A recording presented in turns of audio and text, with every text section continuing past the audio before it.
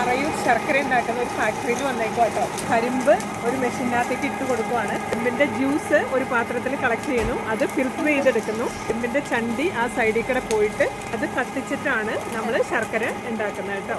കരിമ്പിട്ട് കൊടുത്തിട്ട് ജ്യൂസ് വന്നല്ലോ, ആ ജ്യൂസ് ഈ പൈപ്പിൽ കൂടെ വന്നിട്ട് ഈ പാത്രത്തിലാട്ടോ കളക്ട് ചെയ്യുന്നത്. മുകളിൽ കിടക്കുന്നത് ഈ കുമിളകളില്ലേ, അത് അഴുക്കാണ്. ആ അഴുക്ക് അതുപോലെ തന്നെ പകർത്തിയെടുത്തിട്ട് ആ ട്രേക്കകത്തേക്ക് ഇട്ട് കൊടുക്കുവാണ്. കത്തിക്കാനാണ് ഉപയോഗിക്കുന്നത് കേട്ടോ. അടിയിലൊരു ഓപ്പൺ ഉണ്ട്.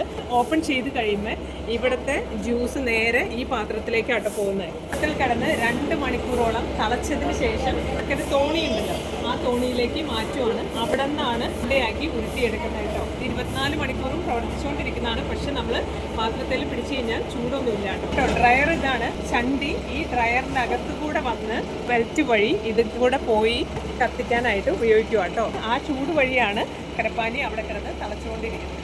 2 മണിക്കൂർ ആ പാനി അതിൻ്റെ അകത്ത് കിടന്ന് തിളച്ചതിന് ശേഷം ഇതാണ് ശർക്കര തോണി. ശർക്കര തോണിയിലേക്ക് ആ പാനി വന്ന് വീഴുവാട്ടോ. ഈ പാകമാകുമ്പോൾ ഒരു ചെറു ചൂടോടുകൂടി തന്നെ ഉണ്ട ഉരുട്ടിയെടുക്കുക. ഇവിടെ ചേച്ചിമാർ ഉരുട്ടിയെടുത്തേക്കുന്ന ശർക്കര ആട്ടോ.